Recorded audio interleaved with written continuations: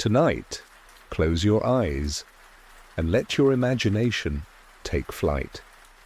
Beyond the noise of the waking world, beyond the rush of time and the weight of grown-up worries, there is a place few have seen, a place where stars speak, roses feel, and foxes teach the secrets of the heart. Welcome to the story of the Little Prince, a tale born among the stars and whispered through generations. This is not just a bedtime story, it's a journey back to innocence, quiet rebellion against forgetting what truly matters, a map back to your truest self. So take a deep breath, let your body relax, and follow the voice of the wind as we travel together to a faraway asteroid where a golden-haired boy waits to tell you his story, a story of love, loss, wonder, and the beautiful mystery of seeing with the heart. The mysterious drawing, a child's hidden vision. Once upon a quiet evening, under the endless sky filled with a soft sprinkling of stars, a boy sat alone with a pencil and a big dream. He was not yet a grown-up, and not quite a child either. He belonged to that magical in-between world where everything is possible and nothing is too far away. He had once seen a picture in a book about the jungle. It showed a boa constrictor swallowing its prey whole. This strange image lit something deep within him, an unspoken question, a mystery the world had long ignored. And so he drew. Not houses or people, not the things grown-ups understood. He drew what he saw in his mind, a boa constrictor digesting an elephant from the outside. Simple, curved shape, like a hat. With hopeful eyes, he showed it to the adults. But they only laughed. "Why would a hat be dangerous?" they said, not seeing the elephant hidden inside. They didn't understand, and just like that, the magic flickered and dimmed, as if a wind had passed through his dreams. But he didn't stop dreaming. Years passed. He grew older, as children do, but something in his heart refused to grow up all the way. He learned to keep his dreams quiet, tucked away in sketchbooks and sleepy thoughts. He stopped drawing and chose instead to learn about engines and airplanes, seeking wonder in the sky since the earth seemed to have forgotten it. Still, every night when he lay beneath the stars, he would think about that first drawing and wonder, was there anyone out there who might have seen the elephant inside the snake? The sky always holds secrets. One day, while flying over the vast Sahara Desert, his plane's engine gave out. The earth below was golden and endless, and the silence of the dunes swallowed every sound. With no one around for thousands of miles, he crash-landed gently in the sand. There was no panic, only stillness. He set to work, trying to fix the engine, knowing he had only enough water to last a week. But deep inside, he felt something shift, like a page turning in a forgotten book. And then, on the first morning after the crash, he heard a voice, a small, curious voice that seemed to echo inside his chest. "Please, draw me a sheep." He turned, startled. There, standing in the middle of the desert, was a little boy, not dusty or tired, not afraid. His golden hair shimmered like sunlight on sand, and his eyes held stars. "Draw me a sheep," the boy repeated gently. It was as if time slowed. No greetings, no questions about who he was or where he came from. Just that simple, impossible request. The pilot blinked, unsure whether he was dreaming. But something in the boy's gaze, something ancient and kind, told him this moment was real, even if nothing about it made sense. He tried drawing a sheep. He drew one and then another, but the boy shook his head each time. No, this is too sick. That one's too old. Finally, frustrated and laughing softly to himself, the pilot drew a box. "This is a crate," he said. "Your sheep is inside." The boy's eyes lit up. "Yes, that's perfect," he cried, clapping his hands with joy. Something changed in the air.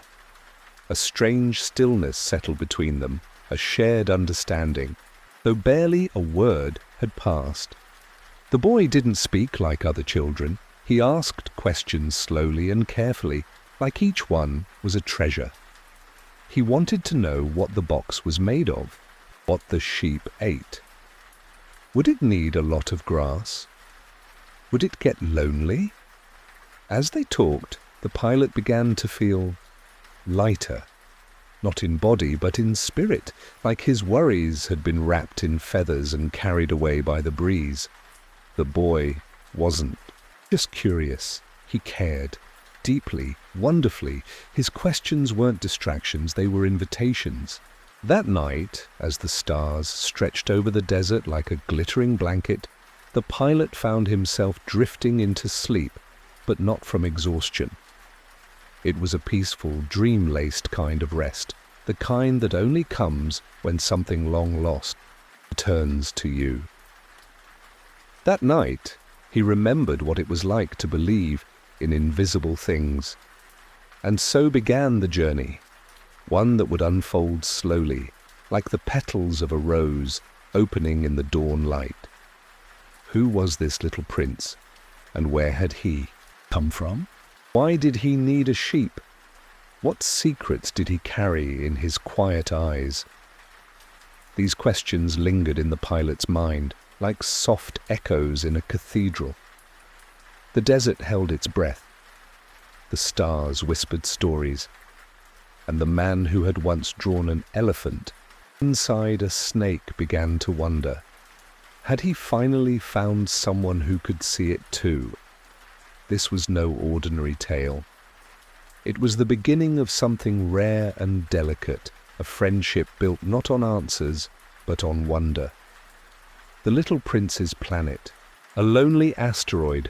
The desert stretched endlessly, an ocean of golden sand, yet the stillness was somehow comforting. The tiny figure of the little prince stood out in the vast expanse, his bright hair gleaming under the sun. He gazed at the horizon, his small frame wrapped in mystery, his eyes reflecting a wisdom far beyond his years. His world was quiet, almost as if it held its breath, waiting. The pilot sat beside him, his mind still trying to process the impossibility of the situation. The boy seemed like something from a dream, but the more he observed him, the more real he became. There was something ethereal about the little prince. He carried himself like someone who had traveled far, someone who had seen things that others could only imagine. But it wasn't just the boy's appearance that was intriguing. It was his presence. A kind of gentle gravity pulled the pilot in, as if the air around him had softened, inviting a deeper connection. "You said you came from..." "Faraway place," the pilot said softly, breaking the silence. The prince turned his gaze toward him, a twinkle of understanding in his eyes. "Yes," he answered, his voice light, like a breeze. "I live on a tiny planet, far from here. It's so small that I can watch the sunset in a few minutes." The pilot raised an eyebrow, intrigued. "A tiny planet? What's it like?" The prince's eyes glimmered as he spoke, painting a picture in the air with his words. "My planet is so small that I can walk around it in just a few steps," the little prince began. "It's just a little asteroid, not much bigger than a house. I have a flower that I take care of, and a volcano that I keep clean. There are baobab trees too, but I'm careful with them because if they grow too big, they could destroy my planet." The pilot listened intently, captivated by the simplicity of the prince's world. It sounded so peaceful, so quiet. But something in the prince's tone suggested there was more, a deeper meaning, a lesson hidden behind every word. "You see," the prince continued, There is something very important about my flower. She's the most beautiful thing in the universe, and she's all alone on my planet." The pilot could sense the sadness that lingered behind the prince's voice. "You love her very much, don't you?" he asked gently. The little prince nodded, a soft smile appearing on his lips. "Yes, I do, but she's not just a flower. She's special, and sometimes I don't think she knows how special she is. She's always so proud of herself, but I worry she's lonely." A quiet sadness settled in the air as the boy's words sank in.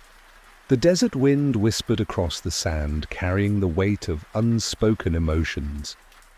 The prince spoke about his flower as if she were more than just a plant. She was a companion, a reason for his journey, a part of his soul. Yet she remained unaware of the love and care the prince gave her. He explained that he had tried to tell her how important she was, but she would only laugh or scold him, always thinking she knew better. And it was this pride, this arrogance, that made their connection fragile. Despite the distance and the pride between them, the little prince still looked after her. He watered her, shielded her from the winds, and kept her safe from the thorns. He was protective, but he was also unsure. Was she truly happy? Was she aware of the depth of his love?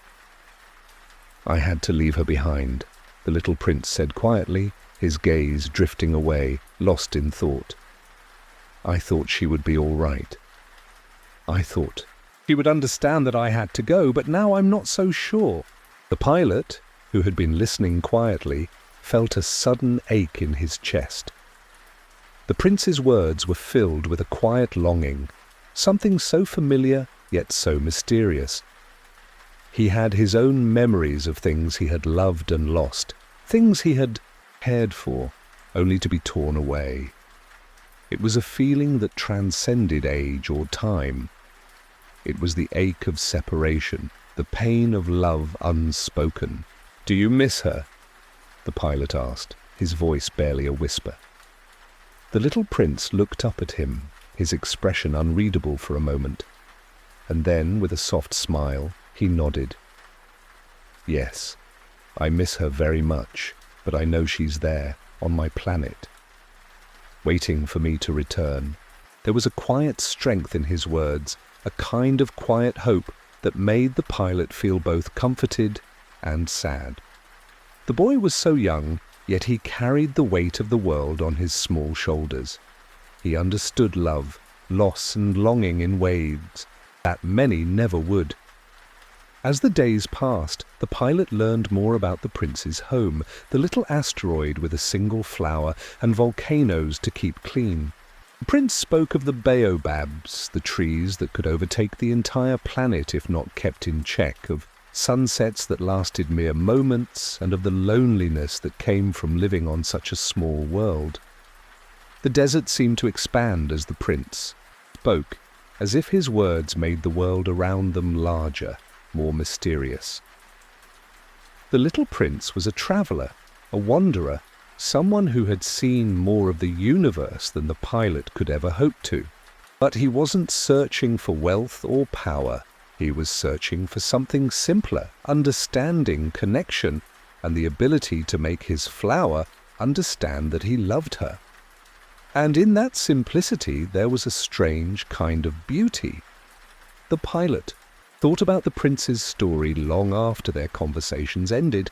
There was a peacefulness in the way the boy viewed the world, a kind of unspoken wisdom that made the desert feel less lonely, less empty.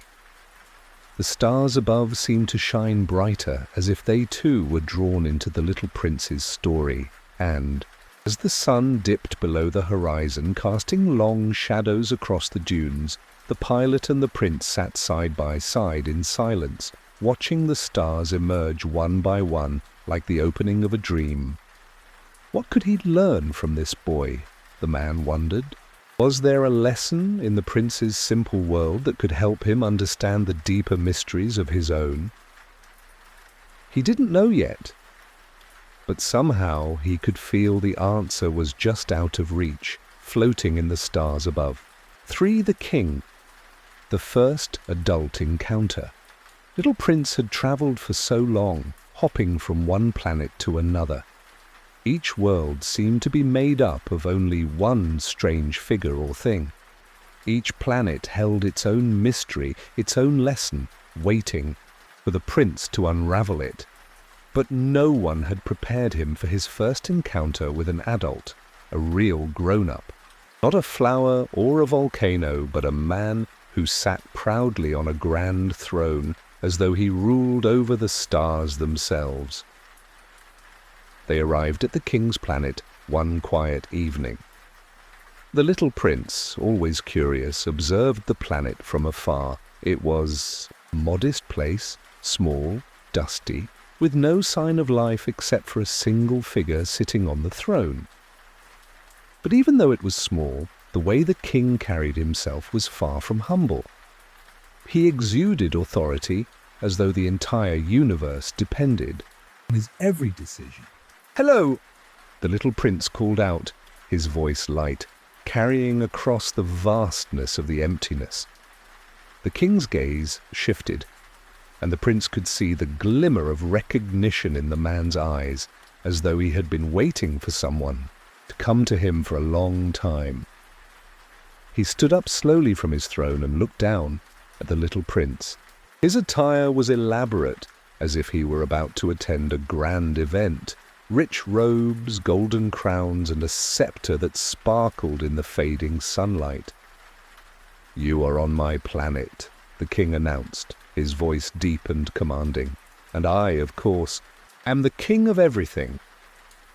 The little prince raised an eyebrow, intrigued. "The king of everything?" he asked, his tone gentle, though there was a flicker of amusement in his eyes. "Do you mean everything in the universe?" The king nodded proudly, lifting his chin as if the mere idea of his royal rule could make the stars themselves bow in submission. "Indeed," the king replied, with a look of complete confidence. "I rule over the stars, the planets, and all that is within them. I am the absolute ruler of all things." The little prince thought about this for a moment. He studied the king, the grand throne, and the quiet planet around them. It was strange. It seemed that this man ruled nothing more than an empty, dusty rock. Yet the king believed in his own vast power. "Then if you're the king of everything," the little prince said, thoughtfully, "you must be able to do anything you want. Can you command the sun to set or the stars to shine?" The king, who had been staring down at the prince with an air of superiority, paused at this question. He furrowed his brow, as though pondering the possibility. His face softened a little, realizing the deeper meaning behind the prince's words. "I command the sun to set, yes," the king said slowly, though now his confidence seemed less certain. "But only when it is time for it to set. I can order the stars to shine, but only when—" "They are already shining," the little prince blinked, confused. "So you don't actually control them? They just do what they do already." The king hesitated, his face now tinged with a faint blush of embarrassment. "Well, yes. In truth, I don't control them, but I can command everything that is within my kingdom." The little prince could see that the king's power was more of an illusion, a self-made story, a belief in his own grandeur, when in fact his authority was limited to the rules of nature. It was as though the king had built a world around himself, convinced that his words shaped the universe, but in truth he could only follow the natural flow of things. The little prince smiled gently, understanding that the king had lost touch with the simplicity of life. He had built walls around himself, isolating himself from the truth. "King," the little prince said, his voice calm and respectful, "why do you rule over a kingdom so small and yet believe you can control everything?" The king blinked, caught off guard by the question. I am the ruler of all things because I say so. The world respects me and they follow my orders. But, the prince continued, isn't the true power in allowing things to be? Not in controlling them, but in understanding them and letting them unfold naturally? The king's face tightened, unsure of how to respond. The little prince's words were simple, but carried an undeniable truth, one that perhaps he had never considered before. The power he had was not real. It was the illusion of control, the false sense of importance that he had wrapped himself in like a cloak. The conversation with the king lingered in the little prince's mind long after he had left the planet. There was something sad about the king, something trapped in his own belief system. The little prince had learned that sometimes the grandest titles, like kingship, were nothing more than illusions. The king had convinced himself that he was powerful, but he had no real control over the forces that shaped the universe. He was just like everyone else, bound by the natural order of things. That evening, as the little prince sat alone under a sky filled with stars, he thought about what he had learned. The king, despite his grand title, seemed lonely. He had no real understanding of the world beyond his throne. He didn't know how to love or connect with others, and his power was empty because it was not rooted in true wisdom or care. The little prince realized that power wasn't about controlling others or commanding the elements. It was about understanding them, about being humble and patient with the universe's natural flow. True strength lay in embracing simplicity and love, not in ruling over others or in the pursuit of fleeting control. The stars above flickered gently, as if the universe itself was reflecting the prince's thoughts. Each one seemed to tell its own story, its own secret. The little prince smiled softly as he gazed at the heavens, knowing that even though the king's power had been an illusion, the lessons he had learned from him were real. Sometimes the greatest power lies not in trying to change everything around you, but in learning to understand the world as it is. For the conceited man, the pursuit of praise. The little prince was no stranger to curiosity. His journey across the stars had brought him face to face with all sorts of strange characters, each with their own peculiarities. But of all the strange beings he'd met so far, none had left as lasting an impression on him as the conceited man. When the little prince arrived on the conceited man's planet, it was as if he'd entered a world that was built entirely for the man's self-admiration. The planet was small, with a barren, dusty landscape stretching out beneath a sky that seemed too bright for its own good. It looked as though nothing had ever been planted or grown here. Everything was stark, even in its beauty. The only thing that seemed to thrive was the man himself. The conceited man was standing tall, looking into a large, round mirror that hung on the wall of his small, lonely house. He gazed into the glass with a look of absolute pride, admiring himself in a way that made the little prince feel like an invisible presence in the room. "Ah, how splendid I am!" the man exclaimed. "Truly, there is no one like me in all the universe." The little prince watched quietly for a moment, his gaze shifting between the man and the empty planet. He could feel that something was missing here, as if the man's obsession with his own reflection had left him hollow, trapped within the boundaries of his own vanity. "Excuse me," the little prince called, his voice polite yet curious. The conceited man turned slowly, his expression unchanged, as though he expected the prince to approach him with admiration.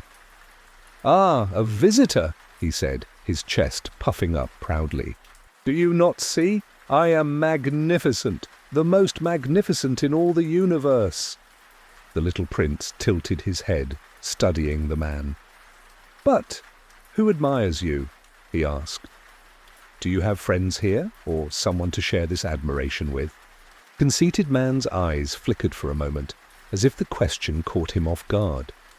He paused, his lips curling into a slight frown before he responded, "Friends? Ha! I do not need friends. I am admired by everyone who sees me. They praise my greatness, my beauty, my magnificence. What more could I need?"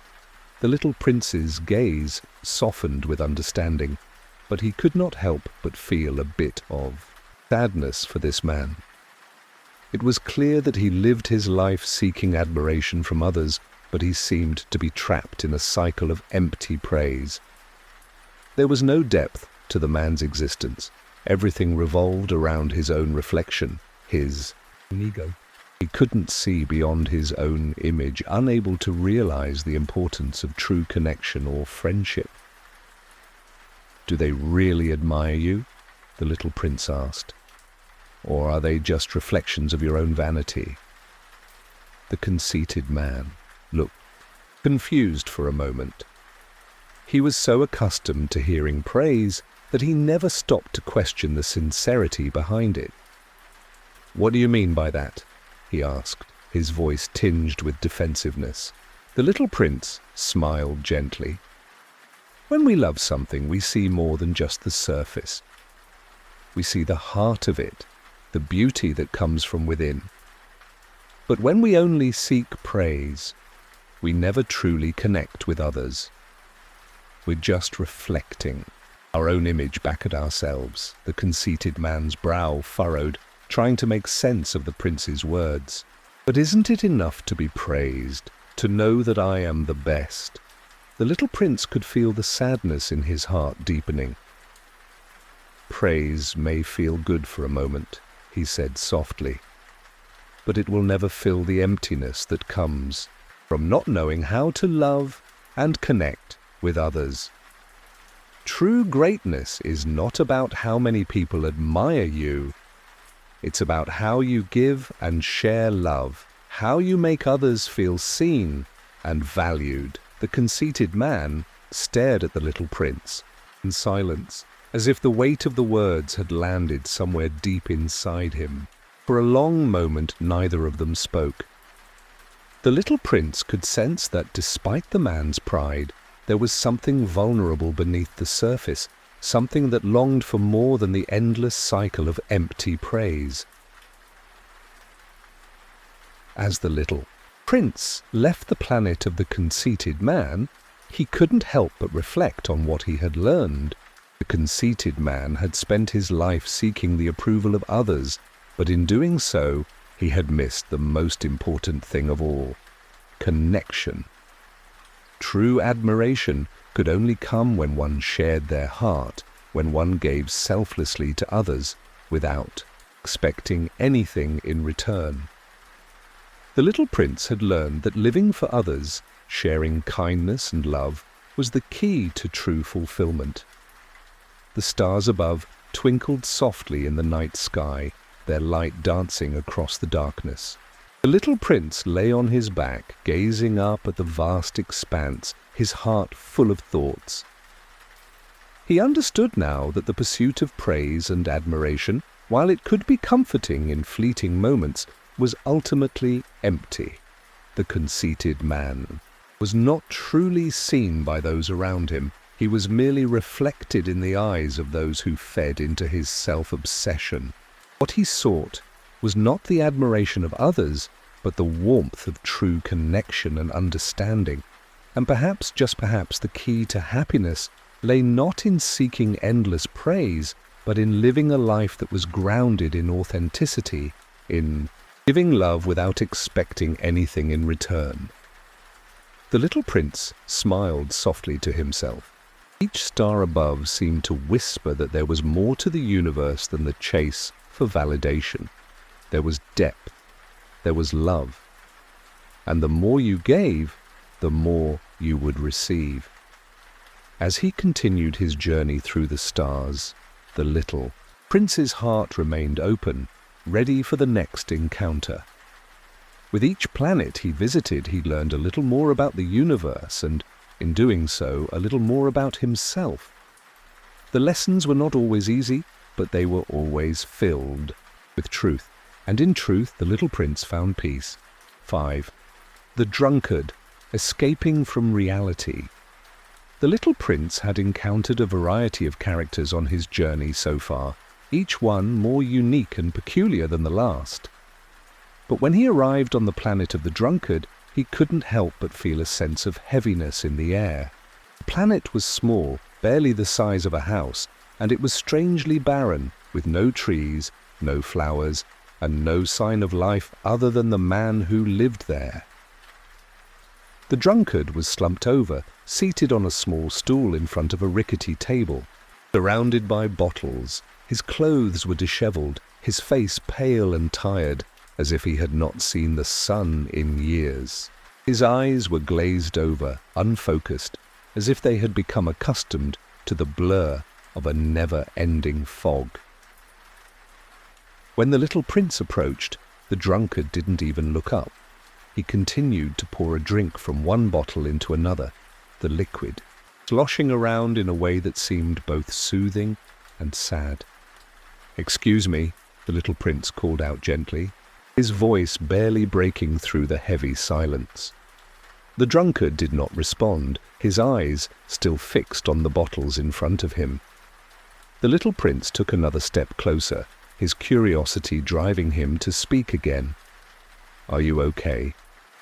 "What are you doing?" The drunkard looked up finally, his eyes half-lidded, as if it was an effort just to meet the prince's gaze. He let out a deep sigh, as though the weight of the world rested on his shoulders. "I'm drinking," he muttered in a low voice, his words thick with the haze of alcohol. "I'm drinking to forget." "Forget what?" the little prince asked, his heart heavy with sympathy. The drunkard stared at the prince for a long moment, as though he were trying to process the question through a clouded mind. He then shrugged and took another sip from his bottle, his hand shaking slightly. "Forget," he trailed off, his voice hollow. "I drink to forget that I'm alone. I drink to forget how empty I feel. I drink to escape from the world, from the pain, from the reality I don't want to face." The little prince's heart ached as he looked at the drunkard. He could sense the deep sadness inside the man, the kind of sadness that no drink could ever heal. It was a sadness that came from trying to escape from life instead of facing it, a sadness born from hiding from the truth. "You know," the little prince said gently, "drinking might make you forget for a little while, but it doesn't make the pain go away, it just buries it deeper." The drunkard scoffed bitterly, shaking his head. "What do you know? You're just a child. You don't understand what it's like. You don't understand the kind of loneliness that drives a person to drink." The little prince tilted his head, his expression soft but unwavering. "I don't need to understand your pain to see that you're running from it. Running from it doesn't make it disappear. It just grows silently in the shadows, waiting to catch up with you." The drunkard's eyes flickered for a moment, as though something in the prince's words struck a chord. But he quickly shook it off, pouring another drink and lifting it to his lips, as if the alcohol would shield him from the truth. The little prince took a step back, his heart heavy with compassion for the man who had chosen to hide behind his bottles. He could see that the drunkard was trying to numb his pain, but he also knew that numbing pain was never the answer. Pain, like any other emotion, needed to be faced in order to heal.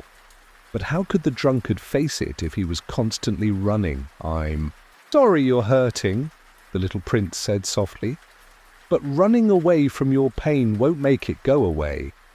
It's okay to feel sad, it's okay to feel lonely, but you can't find peace in the bottom of a bottle. You have to find it within yourself, even when it's hard."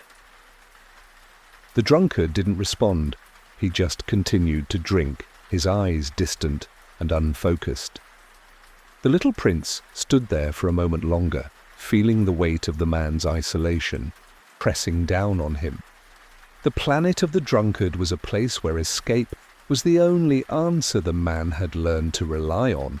But the little prince knew that escaping from the pain was not the way to heal. Healing came when you were brave enough to face the darkness, to allow the light to shine through the cracks in your soul.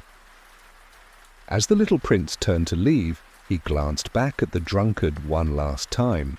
He knew that there was little he could do for the man, at least not now. The drunkard would have to make the choice to face his own pain. Until then, he would remain trapped in his cycle of escape, forever running from the truths he didn't want to face. But perhaps one day the drunkard would find the strength to stop hiding. Perhaps he would learn that the only way to heal was to embrace the pain, to allow it to pass through him instead of drowning it in alcohol. Only then could he truly find peace. As the little prince continued on his journey, he couldn't help but think of the drunkard's plight.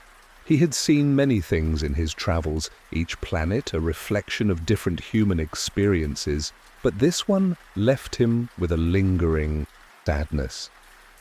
The pain of running from oneself was a heavy burden, one that could be hard to escape from.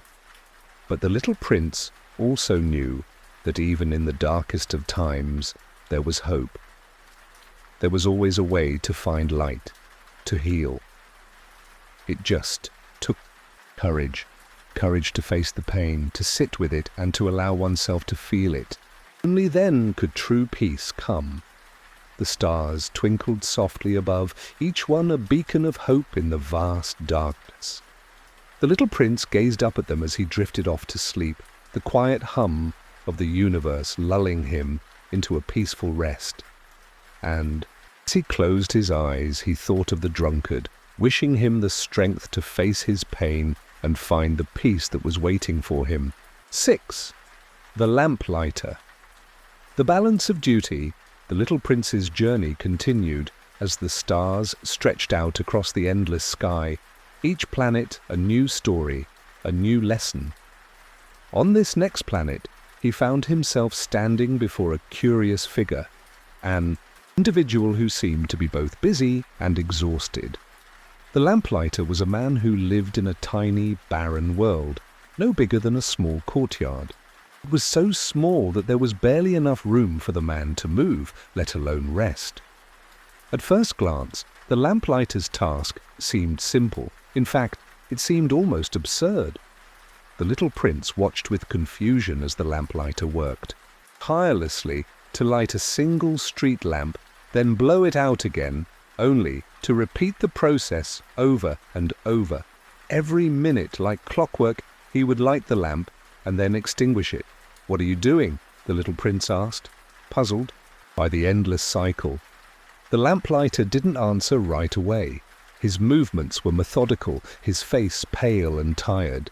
He paused for a moment, gazing at the little prince through heavy-lidded eyes, as if the question had startled him. "I'm lighting the lamp," he said slowly, "and then I blow it out." The little prince tilted his head. "But why? Why?" light it if you're just going to blow it out. The lamplighter sighed, his expression heavy with the weight of his routine. "It's my duty. I light the lamp and then I blow it out. I must do it, even though it seems pointless." Pointless, the little prince repeated, his voice gentle, yet filled with curiosity. "But you're working so hard. Doesn't it seem a bit strange?" The lamplighter nodded, looking at the tiny world around him, the small patch of sky above him, and the solitary street lamp that stood in the center of it all. It used to make sense. It used to have purpose. But now... He paused, rubbing his eyes wearily. "Now it's just something I have to do. It's all I know." The little prince observed the man for a long time, noticing how the lamplighter's hands trembled with fatigue. The task seemed meaningless, and yet the lamplighter continued with it, as if bound by some invisible force. "Don't you ever wish you could stop?" the little prince asked, his voice soft but penetrating.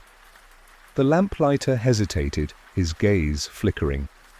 I would, if I could, but I've been given this job and I must do it. It's my responsibility. AITA. Little prince nodded slowly, understanding the burden of duty that weighed on the lamplighter's heart. He had been given a task, and no matter how tiresome or repetitive it felt, he continued to carry it out. There was a sense of duty, but also a growing sense of despair in the man's eyes. It seemed as if the lamplighter had lost sight of the bigger picture, the reason behind his work. How long have you been doing this? The little prince asked. The lamplighter glanced up at the sky. For as long as I can remember, he replied.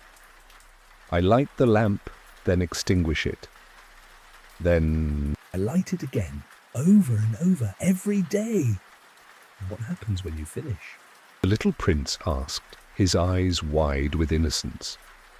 The lamplighter's face fell. I start again. There's no end. It's endless. No one ever notices. There's no one to thank me, no one to appreciate it. The little prince felt a sadness for the lamplighter.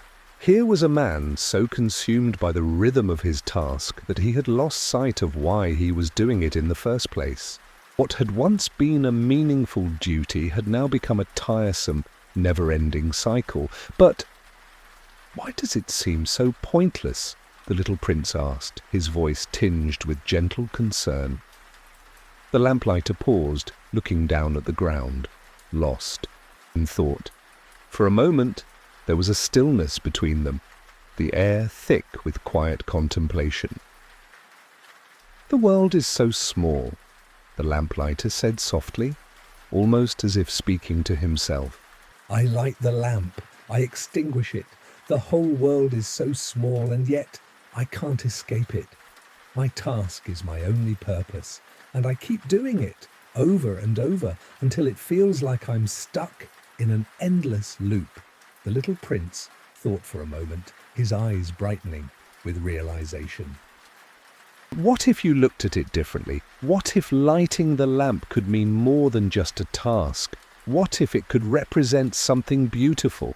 The lamplighter looked up, his eyes flickering with the first spark of curiosity. Something beautiful? He repeated. What do you mean? The little prince smiled gently. What if lighting the lamp means that the world has light for someone to see? Even if no one else is watching, you're bringing light into the darkness. You're offering warmth. You're making the world a little brighter. The lamplighter blinked, slowly processing the idea. For the first time, his tired face softened, and a hint of hope flickered in his eyes. I never thought of it like that, he murmured, his voice filled with wonder. I've been so focused on the routine, the repetition. I didn't realize that I'm doing something important. Even if no one sees it, the lamp is there to light up the night. And perhaps that's enough. The little prince nodded, pleased to see the lamplighter's perspective shift. Sometimes the most mundane tasks held deeper meaning if we could only pause long enough to understand their significance. Even when the work seemed endless, it was the dedication and the purpose behind it that mattered most. There is beauty in everything, the little prince said, even in the most ordinary moments. You just have to open your heart to see it. As the little prince turned to leave, he glanced back at the lamplighter, who was now lighting the lamp once more, but this time with a newfound sense of peace. He wasn't just performing a task, he was bringing light into the world, even if that world was tiny and isolated. And in that moment, the little prince realized that sometimes it wasn't the grand gestures or the grand purposes that mattered.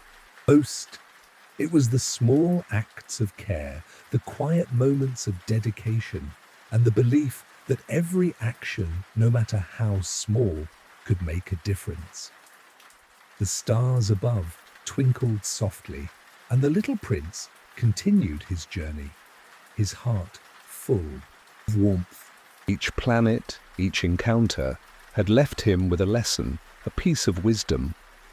And the lamplighter's lesson was one of balance. The balance between duty and purpose, between routine and meaning. As he drifted off to sleep that night, the little prince felt a sense of calm wash over him. The lamplighter had found his peace, and so would he in his own time. All he had to do was keep looking for the light, even in the smallest of places. 7. The Rose. The power of love. As the little prince journeyed from planet to planet, each world brought new lessons, new ideas, and new perspectives. Yet there was one thing that weighed heavily on his heart, a love that had once been his greatest joy, but also his greatest sorrow. The rose. The flower he had loved and cared for on his home planet, the one he had left behind, still called out to him in his dreams. It was a love that was both delicate and fierce, beautiful and painful. The little prince had tended to his rose every day, watering it, shielding it from the wind, and protecting it from harm. In return, she had filled his world with fragrance and colour, her petals soft and full of promise. But then, one day, the little prince had left his planet, and with it, his rose. The separation had been unbearable, and yet he had believed that there was something more he needed to find. He believed that his rose could never be the only thing in the universe that mattered. Now, as he stood before a new planet, a tiny world with nothing but a single red rose, sitting in the middle of field, the little prince felt a deep pang in his chest. The rose he had left behind seemed to speak to him from across the stars, reminding him of the bond they had shared. As he knelt before the new rose, he gently touched its delicate petals. It was almost identical to the one he had once known, the same deep red hue, the same graceful curve to its petals, but something was different this time. The air around it seemed filled with a quiet sorrow, a subtle ache that mirrored his own. "You're just like her," the little prince whispered, his voice tinged with a mixture of wonder and longing. "But you're not the same. You can't be." He sat beside the rose, his heart heavy. For a moment he could hardly breathe. His thoughts swirled around his memories of the rose on his own planet, the way her thorns had pricked him, the way her beauty had captivated him, and yet how much he had misunderstood her. In the silence, a soft voice broke through his reverie. "You're looking for her, aren't you?" it asked. The little prince looked up and saw a figure standing nearby, a figure that was neither human nor animal, but something else entirely. It was a creature made of light, glowing softly against the backdrop. The evening sky, it was neither a star nor a planet, but a being of pure energy. "Who are you?" The little prince asked, his voice filled with wonder. "I am the spirit of this rose," the figure answered. "I am not the rose you once knew, but I carry her essence. I am here to show you the truth about love and what it truly means to care for something." The little prince's heart raced. "But I thought I loved my rose. I thought I cared for her. Why then does it feel like I lost something precious?" The figure nodded, its ethereal form flickering like a soft flame. Love is not just about possessing something or someone. It's not about owning or controlling. It's about understanding, about cherishing the beauty of what is shared. True love, the kind that transcends time and space, is about seeing the soul of the other, even when they are far away. The little prince's eyes grew wide. He had never thought about it in that way before. But understood, how can I love someone who isn't here? The spirit of the rose smiled gently. Love is not confined to proximity. It exists in the heart, in the way you remember, in the way you care. Your rose may not be with you now, but she is with you in the lessons you learned from her. She is in your heart. The little prince sat quietly, absorbing the words. His mind raced with the implications. Could it be that love wasn't just about being physically near someone? Could it be that love could live in the memories, in the care we give, and in the way we remember the beauty of those we love? Love doesn't have to be seen with the eyes, the spirit continued. It's felt with the heart, and the heart knows no boundaries. It can stretch across galaxies, across time, and even beyond. When you love, you are never truly separated from that which you hold dear. The little prince nodded slowly. So, my rose is still with me, even if I'm far away? Yes, the spirit of the rose said softly. She lives in your heart, in your thoughts. And no matter where you go, you carry her with you. Love is eternal, even when it is not always visible. For a long while, the little prince remained, in silence, gazing at the rose before him. His heart felt lighter, as though a burden he hadn't even realized he carried had been lifted. He realized that love wasn't something to hold tightly or to fear losing. It was something to be grateful for, something to honor, whether near or far. It was a quiet, beautiful thing that could never be taken away, no matter how far he wandered. I understand now, he said softly, his voice filled with newfound wisdom. I can love her without needing to be with her. She is a part of me, and I am a part of her. The spirit of the rose smiled, its light flickering brighter for a moment. Yes, little prince, and that is the true power of love. It is never confined by distance or time. It is the essence of connection, a bond that transcends all boundaries. The little prince smiled, his heart full of peace. He no longer felt the ache of separation, for he understood that love was not about proximity, but about the deep connection that could never be severed.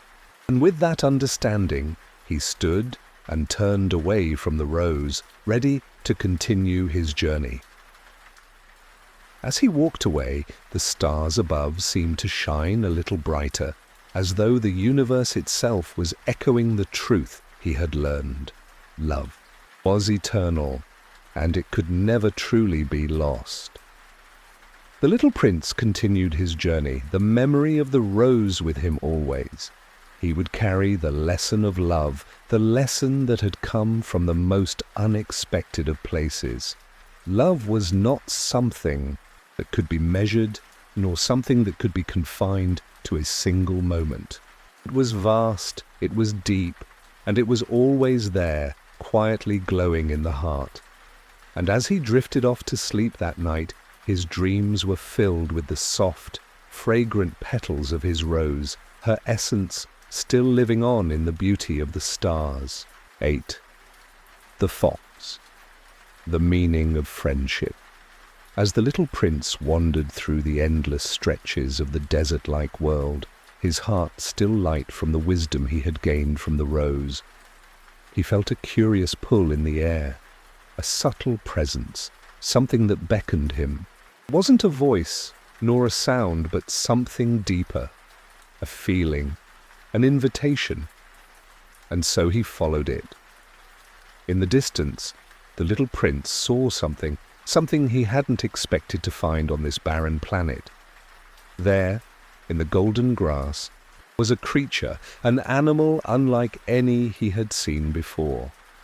It was a fox, sitting quietly, its golden fur shimmering in the soft light of the setting sun. The little prince approached cautiously, his curiosity piqued. "Hello?" he said softly, kneeling beside the fox. "What are you doing here?" The fox looked up at him, its eyes bright with understanding. "I am waiting for you," it replied, its voice calm and deep. The little prince tilted his head in confusion. Waiting for me? But why? The fox smiled gently, a knowing glimmer in its eyes. Because I need you, little prince. And you need me. The little prince felt a curious warmth in his heart, a gentle tug that felt like the beginning of something significant. What do you mean? What do you need me for? The fox sat up and stretched, its fur glowing softly in the twilight. You see, I am not like the other creatures you've met. I am not a creature that can be tamed or controlled, but there is something that you must learn from me, something that will change everything for you. The little prince's curiosity deepened. What is it? What must I learn? The fox's eyes sparkled, and it spoke with an air of quiet wisdom. You must learn the true meaning of friendship, the value of connection, the power of bonding. The little prince blinked, unsure of how to respond. I thought I already knew about friendship. I've met many people on my journey and I've learned about love. Isn't that the same thing? The fox shook its head, its golden eyes soft yet firm. No, little prince.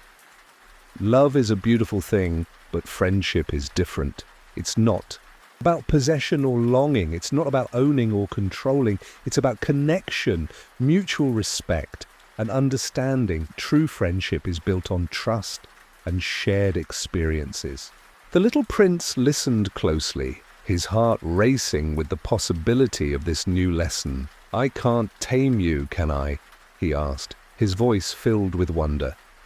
You're wild. You belong to the earth, to the stars. You are free. Oh, but it was cool. Fox nodded, its tail sweeping gently across the grass. That's right. But that's why I need you. You must tame me, but not in the way you think. You don't own me, you don't control me, but by understanding me, by spending time with me, you will tame me in a way that creates a bond.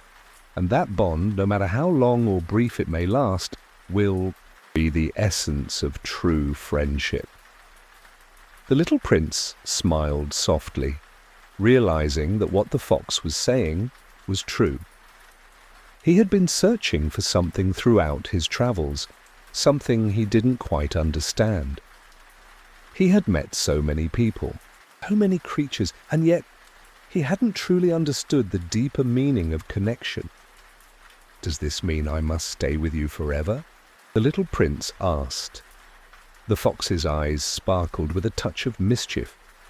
No, little prince, true friendship doesn't bind you. It doesn't create chains. It simply exists.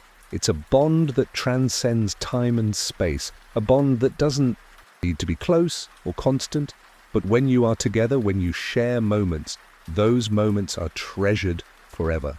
The little prince sat beside the fox, his heart full. So, by being with you just for a little while, I am building something important? The fox nodded. Yes. And by being with you, I am learning something too. The importance of connection, of understanding, of simply being present with another.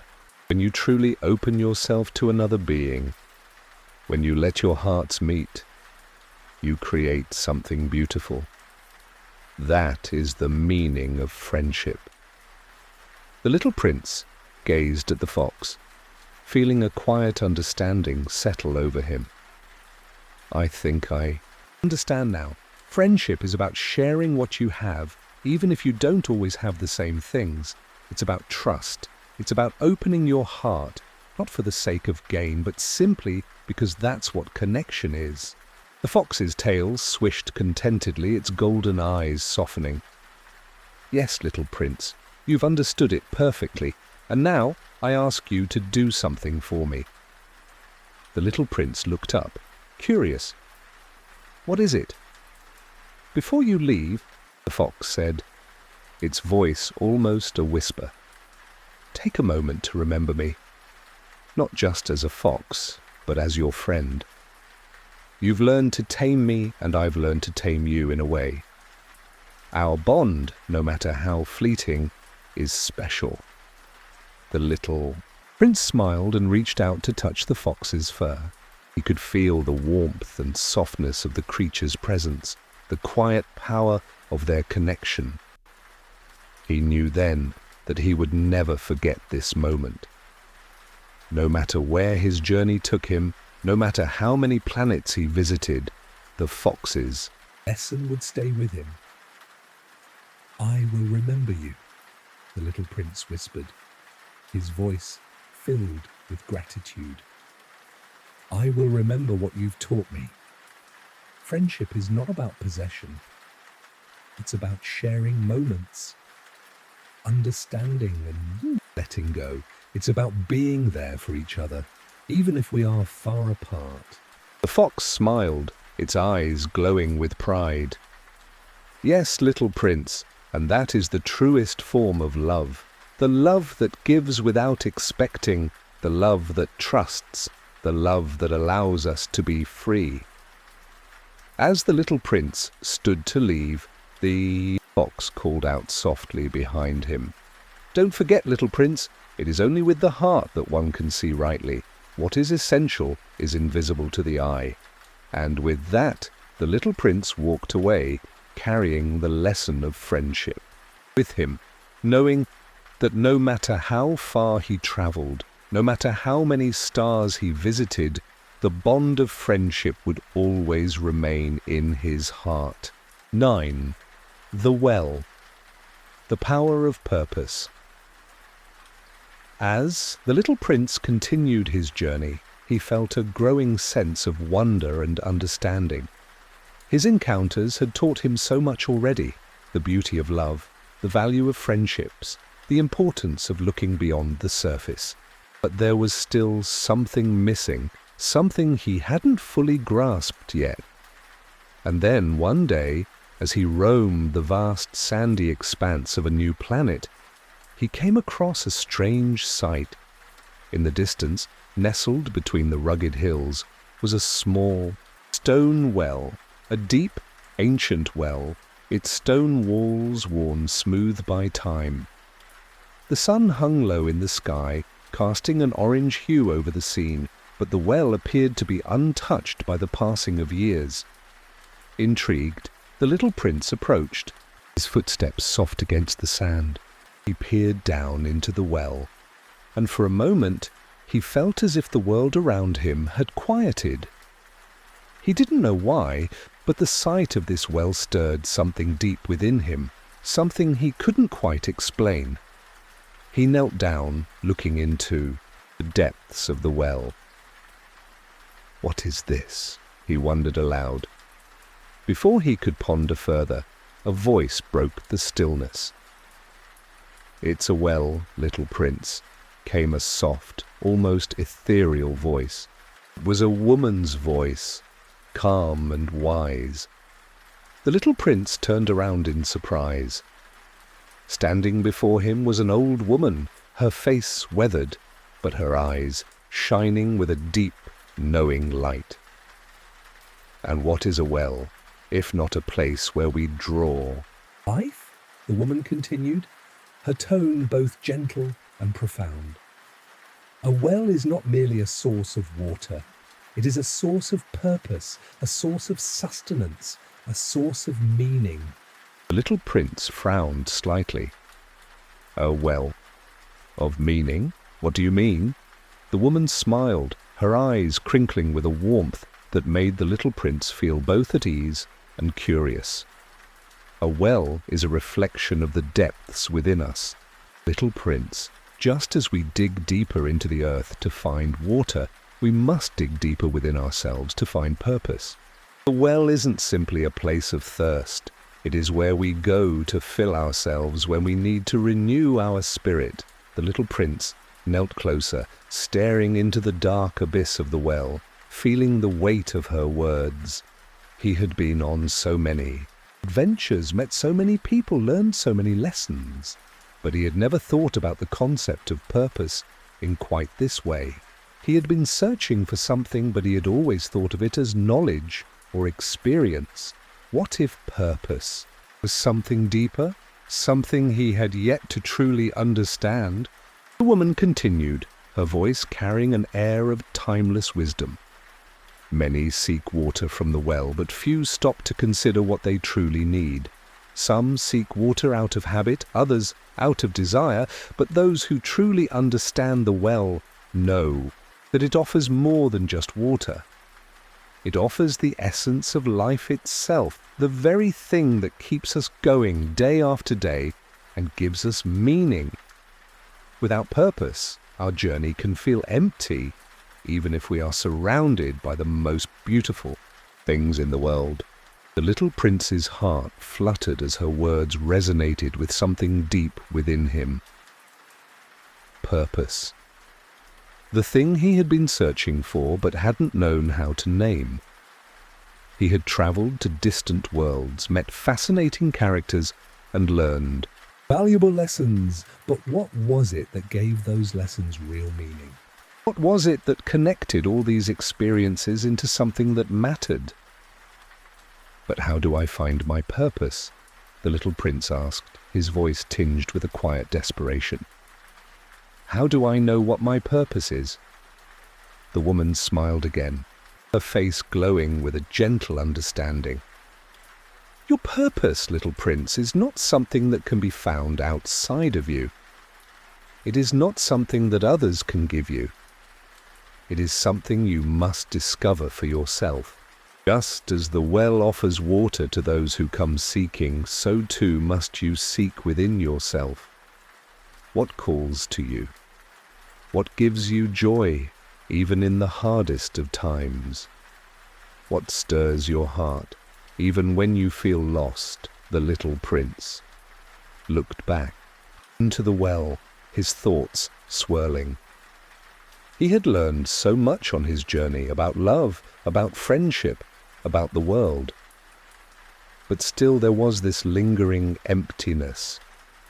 Was he meant to simply wander forever? Or was there something he was meant to achieve? Something greater?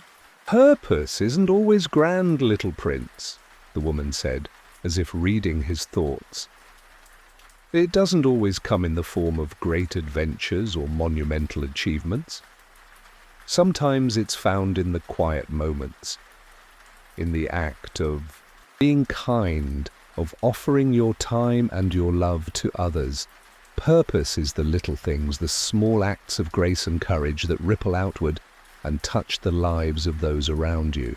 The little prince's heart stirred as he thought of all the people he had met, the rose who needed him, the fox who showed him the meaning of friendship, the king, the lamplighter, and all the others.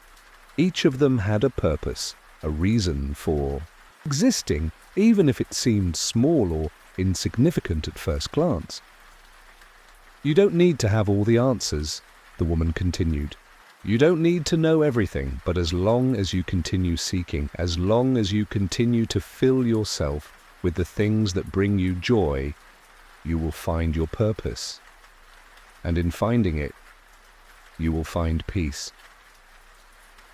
The little prince stood up slowly, looking at the well with newfound understanding. The woman's words had planted a seed deep inside him, and though he didn't have all the answers, he felt a quiet certainty rising within him. He wasn't lost. He wasn't wandering aimlessly. Each step he took, each encounter he had, was leading him toward something greater, something that one day he would understand fully. He took a deep breath, feeling the weight of the moment. I think I understand, he whispered, more to himself than to the woman. Purpose is something we find through living, through sharing love and kindness, through learning and growing. The woman nodded, her eyes sparkling. Yes, little prince.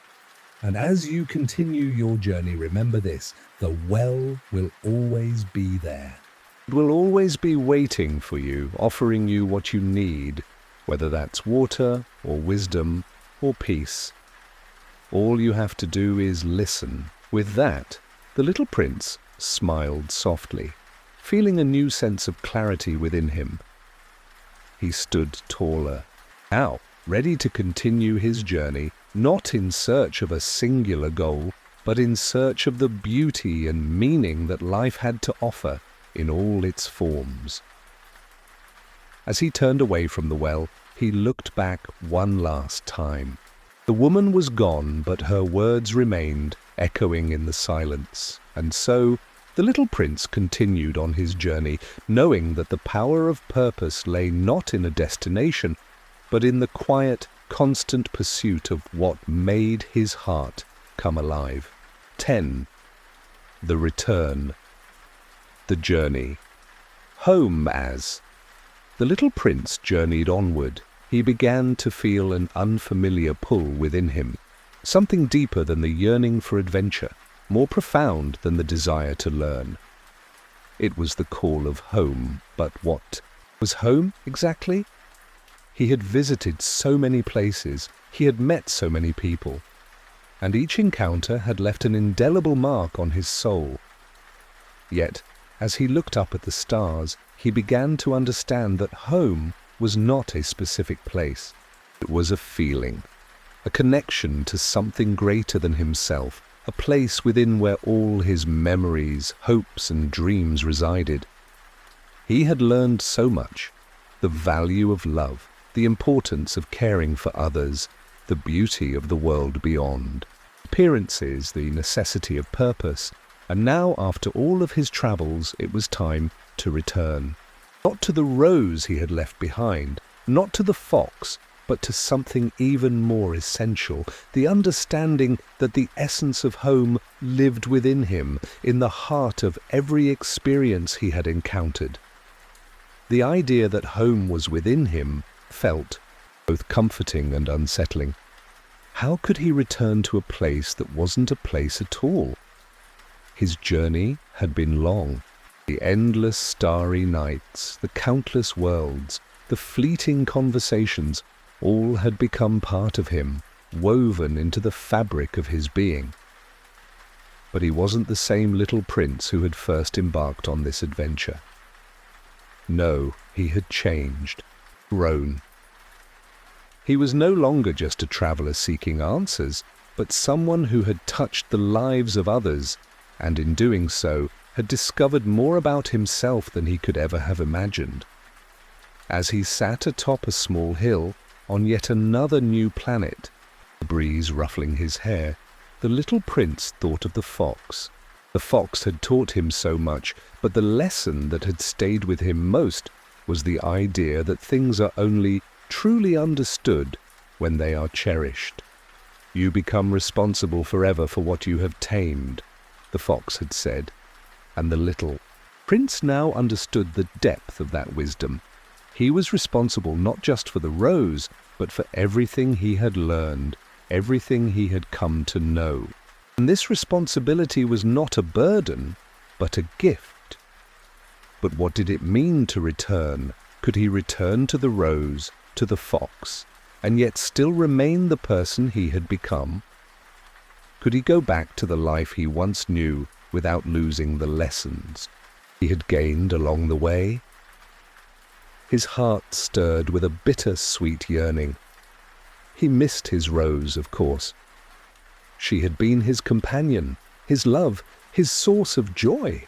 But could he love her in the same way now that he had seen the vastness of the universe? Could he return to her, knowing that there was so much more to the world than he had once realized? As he pondered, a new figure appeared on the horizon, a traveler just like him. The little prince watched intently as the figure approached. It was another boy, much like himself, walking with a quiet determination, his eyes filled with wonder. He seemed to be searching for something, just as the little prince once had. The boy stopped when he saw the little prince sitting on the hill, gazing at the stars. "What are you doing here?" the boy asked, his voice full of curiosity. The little prince smiled, feeling an unexpected sense of peace. "I'm waiting." The boy tilted his head, intrigued. "Waiting for what?" "For home," the little prince replied softly. The boy frowned slightly as if trying to understand. But where is home? The little prince thought for a moment, his gaze turning inward. He had travelled to so many places, seen so many things, met so many people. He had learned that home wasn't a place but a feeling. Home was in the heart, in the connections made, in the love shared. Home was in the quiet moments when you realized that no matter where you were never truly alone. Home, the little prince said, is wherever you feel most yourself. It's where the love you give and receive becomes part of your being. The boy looked at him thoughtfully, nodding slowly. I think I understand. Home is where you feel whole. The little prince smiled, feeling lighter now. He had come to terms with what home meant. It wasn't a place he could return to. It was a state of being, a realization that the journey he had taken had shaped him into someone capable of both great love and deep understanding. And no matter where he went from here, home would always be within him. As the stars twinkled brightly above, the little prince felt a sense of peace wash over him. He had walked many paths, encountered countless wonders, and had become a part of each world he had visited.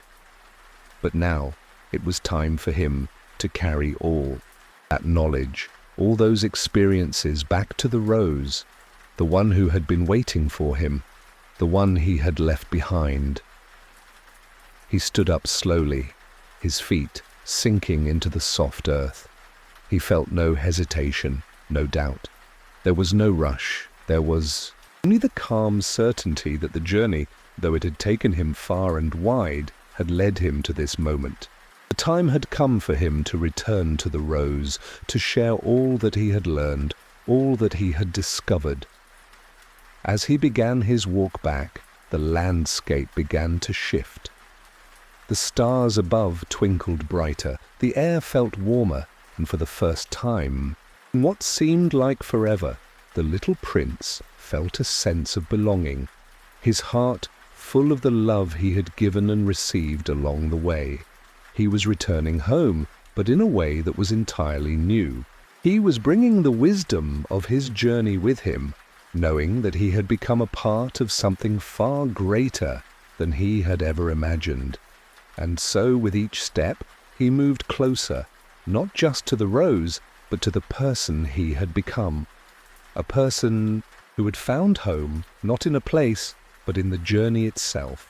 The true beauty of home was in the understanding that wherever love was shared, wherever kindness was given, home was always within reach. As the little prince walked into the horizon, the stars twinkling above, he knew that the adventure was never truly over. Every step he took, every person he met, was part of the endless circle of discovery, and the beauty of it all lay in the journey itself. 11. The reunion. Homecoming, the little prince walked, his footsteps light but filled with purpose. As he journeyed back toward the Rose, the universe around him seemed to hold its breath, as if awaiting the conclusion of a tale long in the making. The familiar sights of the asteroid came into view.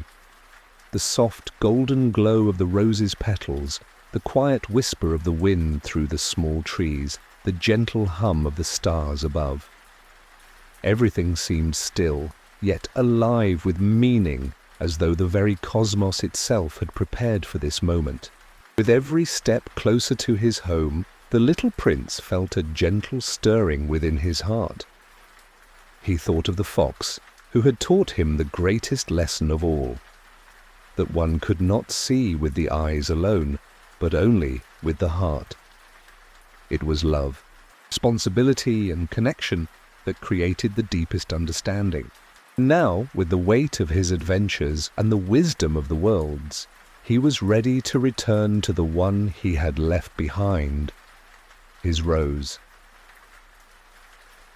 As he reached the small garden where she waited, The rose stood just as he remembered her, delicate yet strong, her petals gleaming in the soft light of the evening stars. She seemed to glow with an inner light, a quiet beauty that had always been there, but that the little prince had failed to fully appreciate in his earlier days. "You're back," she whispered, her voice soft and trembling, like the faintest breeze. The little prince knelt down before her, his heart full of emotion. "I am, and I've learned so much." The rose looked up at him, her petals quivering in the wind. "I knew you would. I could feel it. I could feel you growing, changing, becoming more than just a traveler. You found the answers you were looking for, didn't you?" He smiled, his eyes softening. "Yes. I found that the answers weren't out there in the vastness of the stars. They were here all along, within me, and within the connections I made." Home is not a place. It's the love we give, the care we show, the people we touch along the way. The rose was silent for a moment, taking in his words. And then, with a quiet strength, she spoke again. "And do you love me now as you did before?" "Do you see me with new eyes?" The little prince paused, reflecting on everything he had learned. The countless worlds he had visited, the strange creatures he had met, the friendships he had forged, and the lessons he had gathered. All of it had led him back here, to this moment, with this one precious rose. He realized that love wasn't just about possessing or being loved in return. It was about growth, about change, about learning to appreciate the fleeting beauty of the world around us, and understanding that the most profound connections were those that had stood the test of time and distance. "I love you more than I ever did," he said, his voice steady but filled with a depth of feeling that came from the far reaches of his journey. "But I also know now that love isn't just about what we give to others. It's about what we learn, what we become, and how we choose to nurture what we hold dear. You are my rose, and I am your prince. Together, we are whole." The rose's petals glowed softly in the twilight, and for the first time, the little prince felt an overwhelming sense of peace. The lessons he had learned about responsibility, about love, about caring for others, had brought him back to this moment, back to the rose who had always been waiting for him. But the little prince understood now that his love for her was not a singular, possessive love. It was a love rooted in understanding, in growth, in connection. The rose, like everything else in the universe, had its own purpose, its own beauty, and he was just a small part of that greater whole. "You've changed," the rose said quietly, "and that makes you even more beautiful than before."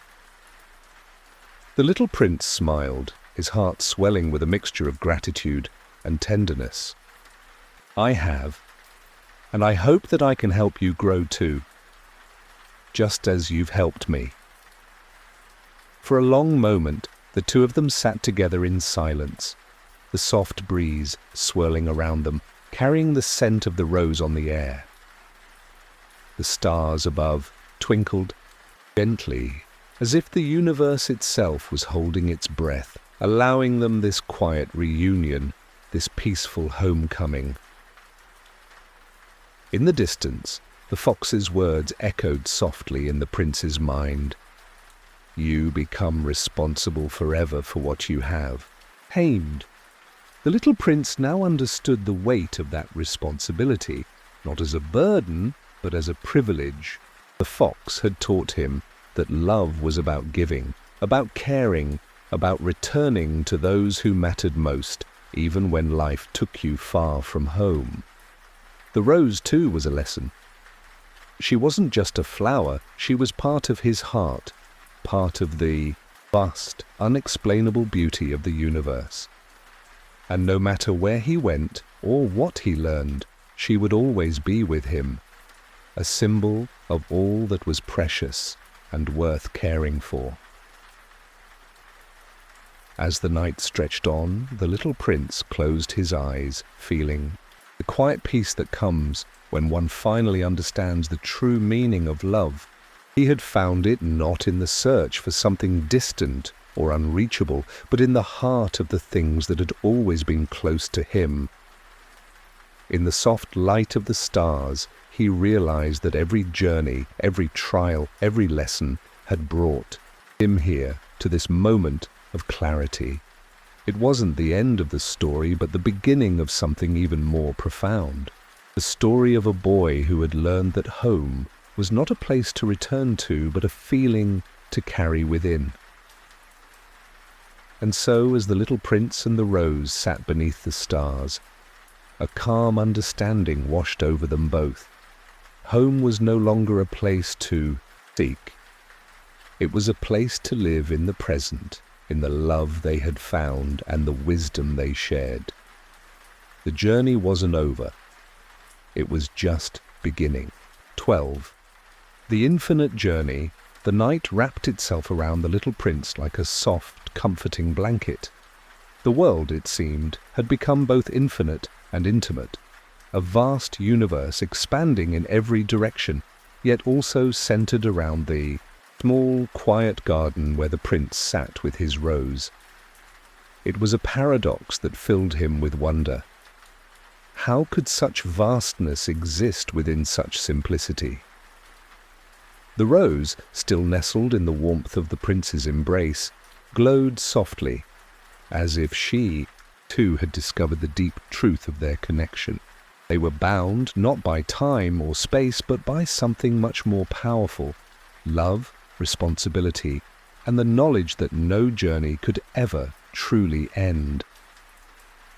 In the stillness of the night, the stars above twinkled with a timeless rhythm, each one a beacon in the endless sky. The little prince knew that his journey had taken him far and wide, and he had encountered many strange and wonderful things, but now, as he sat in the garden with his rose, he realized that the journey was not one that could ever end. "I thought I was seeking something outside of me," he mused aloud, his voice soft, almost as if he were speaking to himself. "I thought that by traveling the universe, by meeting new people and seeing new places, I would find what I was looking for. But now I understand.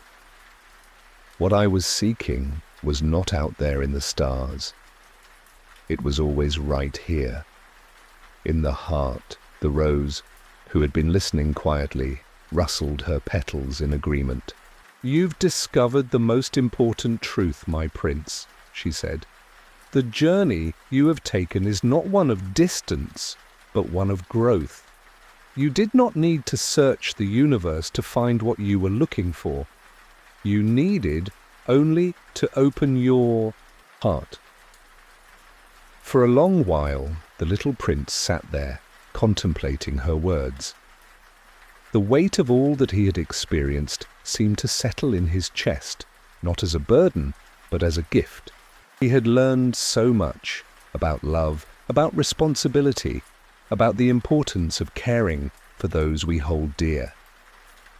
And yet, there was still something elusive about it all, something that stirred deep within him, something that called him to continue on. "It's strange," he said after a moment, his gaze fixed on the stars above. "I've learned so much, but I feel like there's still so much more to discover." The rose was silent for a moment, her petals quivering slightly in the cool night air. "Perhaps, my dear prince," she said softly, "the journey is never truly over. It is not the destination that matters, but the way we walk it. The love we give along the way, the wisdom we gather, the people we touch, these are the things that shape us, that make us who we are." The little prince smiled softly, a new understanding settling in his heart. "I think you're right. It's not about finding an end or a final answer. It's about living each moment with love, with responsibility, with care.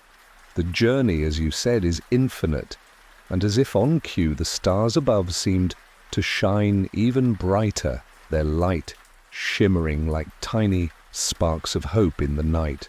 The universe, vast and mysterious, stretched on endlessly before him. And yet, for the first time, the little prince felt at peace. He no longer needed to search for answers in distant lands or among strange creatures. The answers, he realized, were not found in places or people. They were found in how we live, how we love, and how we choose to grow. The rose, her voice gentle but steady, continued, "And remember, my prince, that with every step you take, you will meet new friends, new challenges, new adventures. But know, no matter where you go, the love you carry with you will always be your guiding light. It is in that love that you will find your way home, over and over again." The little prince nodded, his heart swelling with a sense of deep, quiet joy. "I will remember," he said, his voice soft but filled with a quiet resolve. "I will carry that love with me, and I will share it with others, just as I have shared it with you." With that, the little prince stood up, his feet light, but his heart full. The road ahead was uncertain, filled with the unknown, but he felt no fear. He was not alone. The lessons he had learned, the love he had discovered, would guide him through whatever came next. The universe, once so vast and intimidating, now felt like a place he could navigate with ease, knowing that no matter where he went, he would always have the love of his rose and the wisdom of his journey to guide him. As he looked up at the stars one last time, the little prince smiled. The journey would never truly end, for each step was a new beginning, each moment a new adventure. And in that infinite journey, he would continue to grow, to learn, to love, and above all, to live. With a final glance at the rose, who bloomed even brighter in the stillness of the night, he stepped forward, ready for whatever lay ahead. The journey, like the stars, stretched on forever. 13. The eternal journey. As the little prince walked away from the garden, his heart light and filled with a sense of purpose, the stars above seemed to whisper a quiet reassurance, as though they too understood the depth of the journey he had just begun. The road ahead was still unknown, but the prince no longer feared the uncertainty. He knew now that every step he took was part of a grander adventure, a journey that stretched far beyond what he could ever imagine. The wind, gentle and cool, whispered through the trees, a soft melody that seemed to harmonize with the rhythm of his footsteps. It was as if the world itself was guiding him, urging him to continue, to embrace each new challenge with the same openness and curiosity that had led him this far.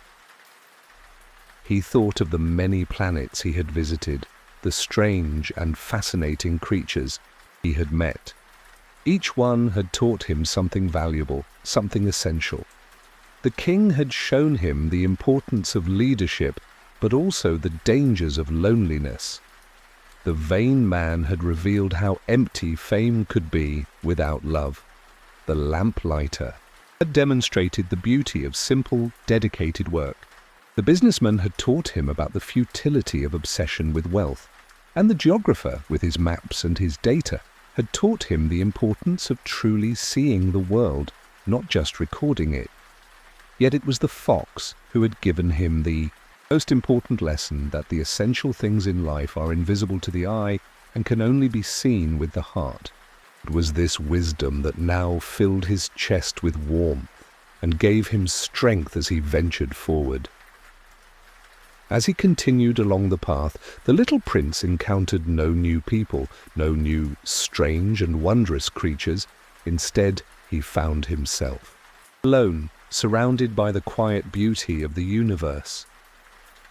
The moonlight bathed the land in a soft, ethereal glow, and the air felt alive with possibility. Each moment was a reflection of the universe itself, vast, mysterious, and yet intimately connected to his own heart.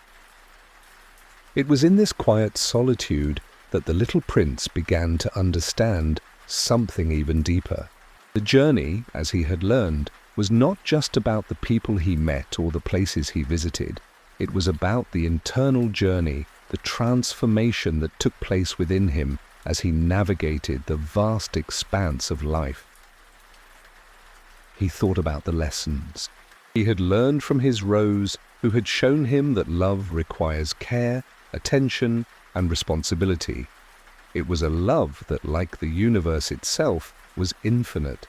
No matter how far he traveled or how many times he faced challenges, that love would always remain within him, a constant beacon that guided him toward his true self.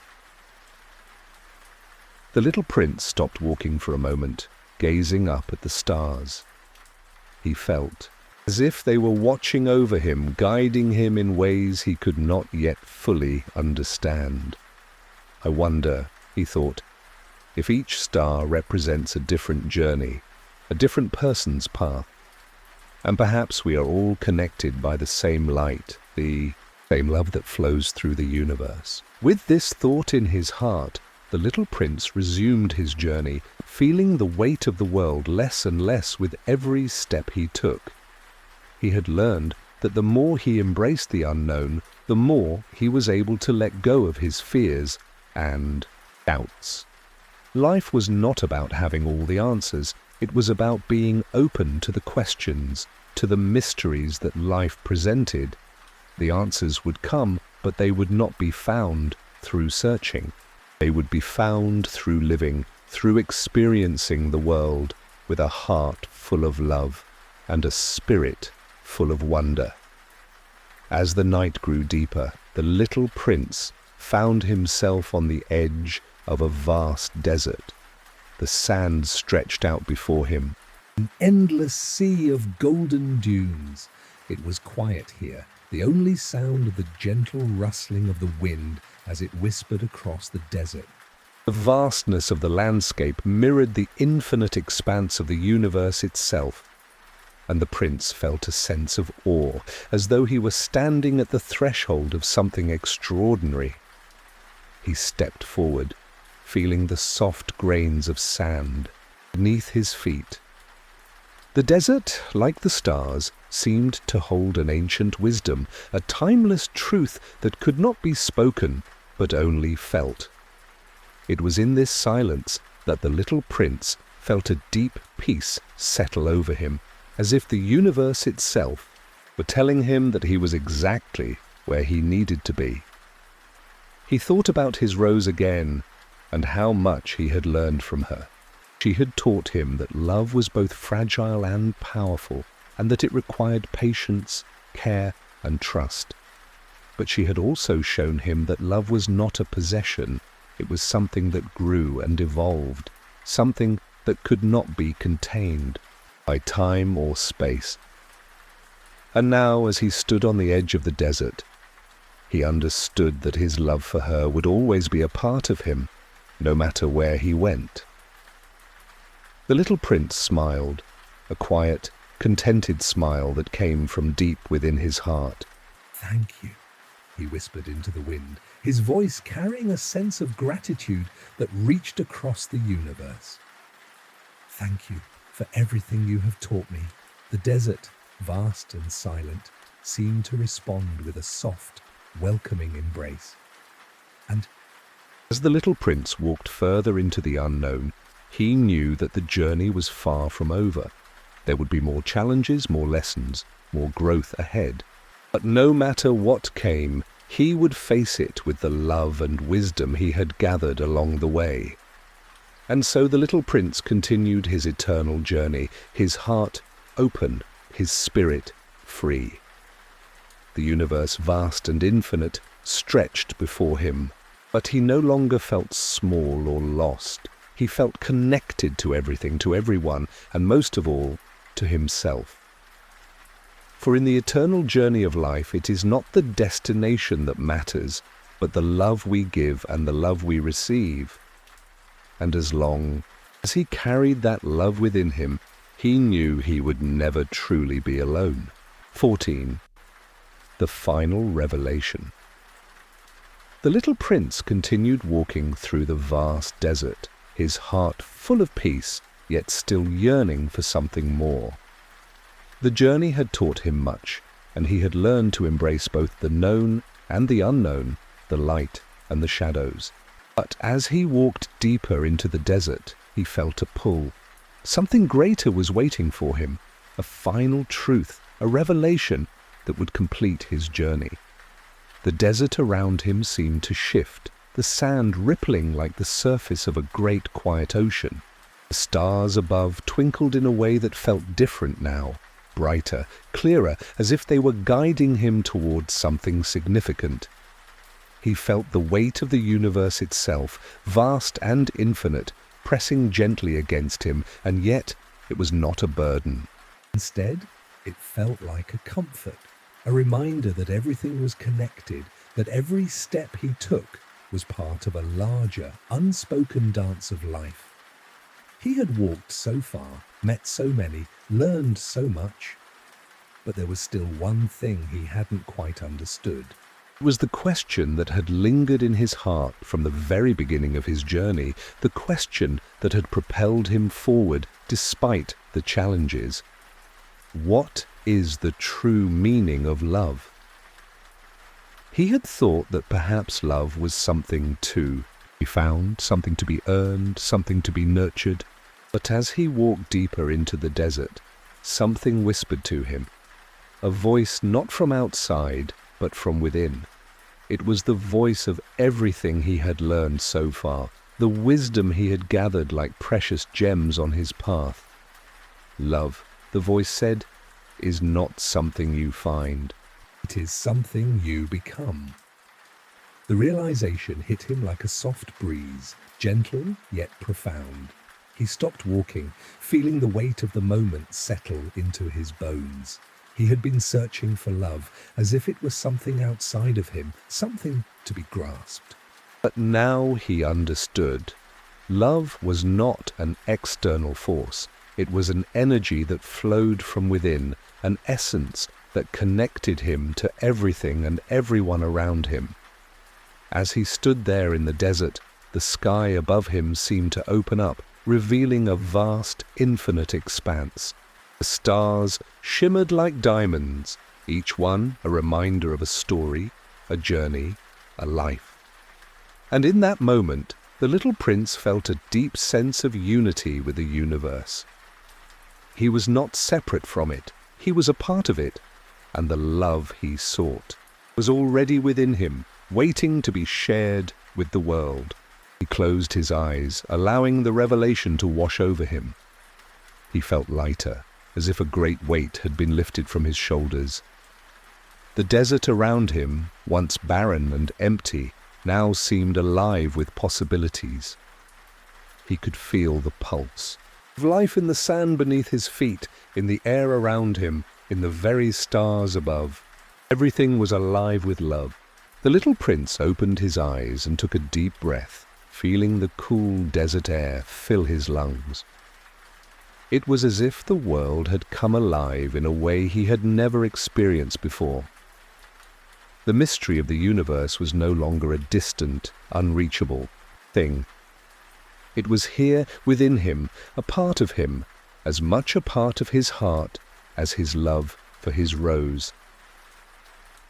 With this newfound understanding, the little prince felt a deep sense of peace. He no longer needed to search for love because he had become it. It was not something to be found or grasped, it was something to be given, to be shared. And in this moment, he knew that he had everything he needed to continue his journey, to continue growing, to continue sharing that love with the world. He turned around, ready to return to the place where his journey had begun, the stars above, him twinkled brightly, as if to remind him that the universe was always with him, that love would always guide him wherever he went. As he walked back toward the rose garden, the little prince smiled. He knew that the journey was not over, it was only just beginning. Life, in all its infinite beauty and complexity, was a continuous journey, a journey of love, learning, and growth. And so, as the desert faded into the distance behind him, the little prince walked forward with a heart full of love, his spirit light and free. The stars above seemed to shine even brighter now, each one a reminder that no matter where his journey took him, love would always be his guiding light.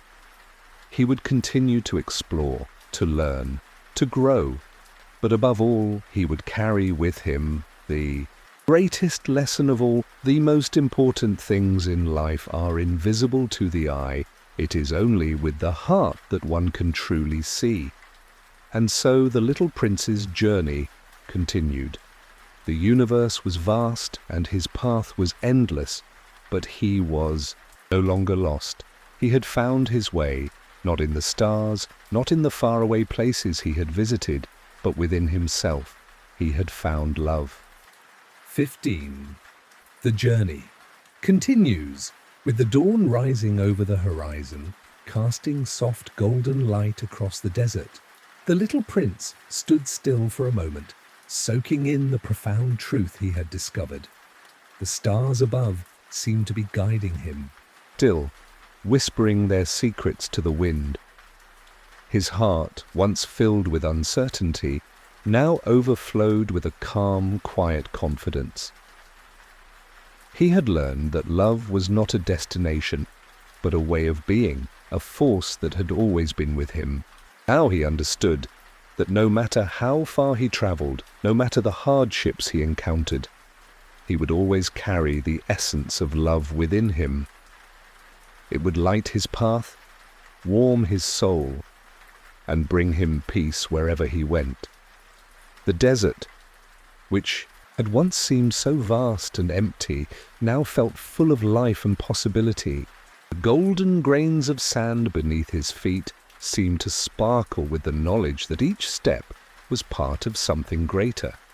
A journey that had no end, only new beginnings.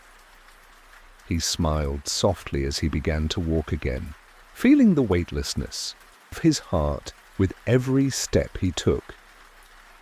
He had learned so much from the many characters he had met along the way: the king, the lamplighter, the geographer, the fox, and even the businessman. Each had taught him valuable lessons about life, love, and the importance of seeing with the heart rather than the eyes.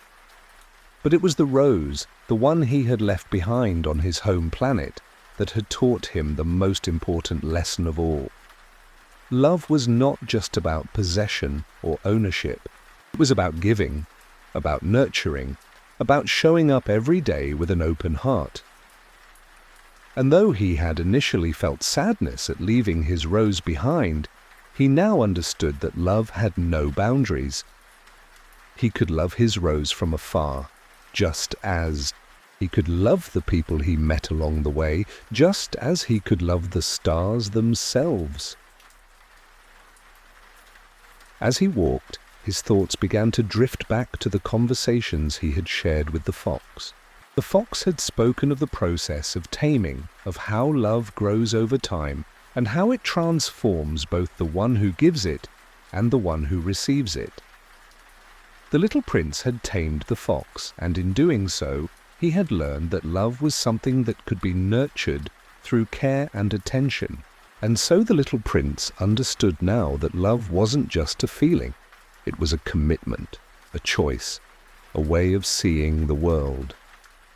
He could love the earth he walked on, the sky above, the stars that guided him. He could love all the people he met, for each one had a story, a lesson to teach, a heart to share. His journey was far from over. In fact, it was only just beginning. The universe was vast, and his path was not one of destination, but of exploration. Every person he met, every experience he had, would continue to shape him, refine him, and expand his understanding of the world. There was so much more to learn, so much more to discover. But now he knew the most important part of the journey was not the destination. It was the heart with which he traveled. It was the love he brought with him, the love he shared, the love that illuminated every step, every corner of the world. As the sun began to climb higher in the sky, the little prince felt a deep sense of peace settle in his chest. He was no longer a child wandering in search of answers. He was someone who had found the most important truth of all. Love was not something that could be grasped or understood. It was something to be lived. And so, with his heart full of love and his spirit light with hope, the little prince walked. Onward, the desert stretching out before him, the stars still shining brightly overhead. He knew that wherever his journey took him next, he would be ready. For the journey itself was the greatest teacher, and with love as his guide, he could face anything that came his way. In the distance, he saw a figure standing under a distant tree, watching him with a gentle smile. It was a familiar face, the wise, kind figure of the old man he had met at the well. The man nodded to him as if to say, "Keep going, little prince. Your journey is far from over, but you are ready now." And with that, the little prince walked on, feeling a calm sense of purpose in his heart. The future was full of mystery, full of wonder, full of endless possibility. But no matter what lay ahead, he knew that he had already found the key to it all. It was love. 16. The return. After many days of walking, the little prince felt a deep sense of longing, a pull that tugged gently at his heart. It was not the longing for distant lands or the promise of new adventures. It was a longing for home, for the rose he had left behind. He had learned so much on his journey, but now a deep yearning to return to the place where it all began grew stronger with each step. He had discovered the truth of love. He had learned that the most important things in life are invisible too. The I and that love, in its purest form, could never be owned, only shared.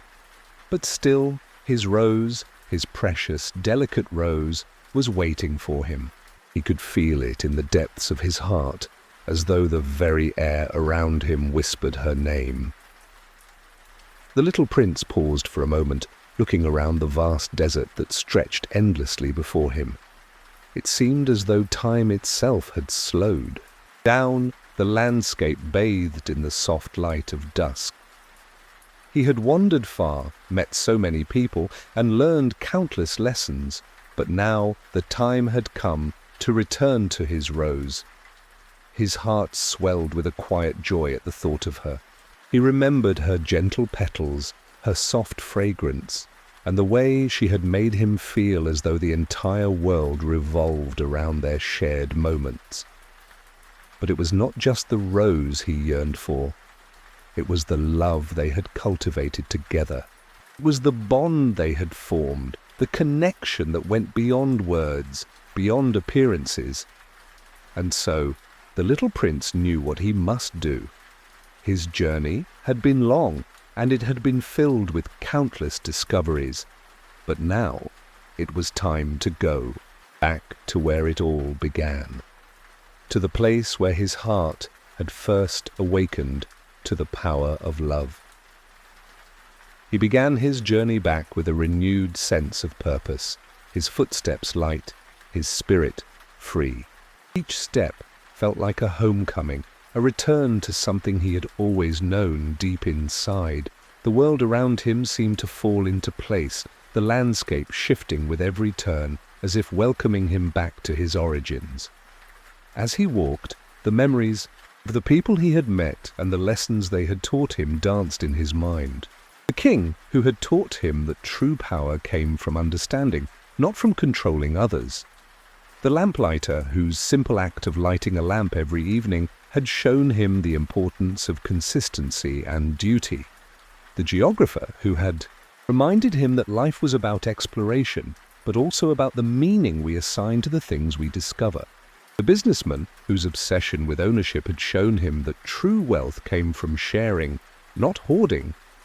And of course, the fox, the one who had revealed to him the deep truth that love was not a thing to be possessed, but something that grew through care, through attention, through time. With each memory, the little prince smiled softly, grateful for the lessons they had imparted.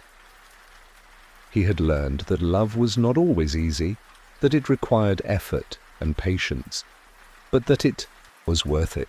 He had learned that the most important things in life, love, friendship, and connection, were often invisible, only truly seen with the heart. As he neared his home, the little prince felt the familiar warmth of his rose's presence. He could almost hear her gentle voice calling to him, could almost see her soft petals swaying in the breeze. He quickened his pace, eager to return to her side, to once again care for her, to nurture their bond. Finally, after what felt like an eternity, he arrived at the small garden where his rose waited. She was just as beautiful as he remembered, her petals glowing softly in the warm light of the setting sun. He knelt beside her, a smile of pure happiness spreading across his face. "My dear Rose," he whispered, "I have returned." And with that, the rose looked up at him, her petals trembling in the breeze. She too had been waiting for this moment. Their bond, forged through time and distance, had only grown stronger, and now they were reunited. The little prince understood that, just as love had no boundaries, neither did their connection. It was not bound by distance, not bound by time, it was infinite, eternal. He reached out and gently touched one of her soft petals, feeling the warmth and tenderness of her presence. And as he did, the little prince realized something even.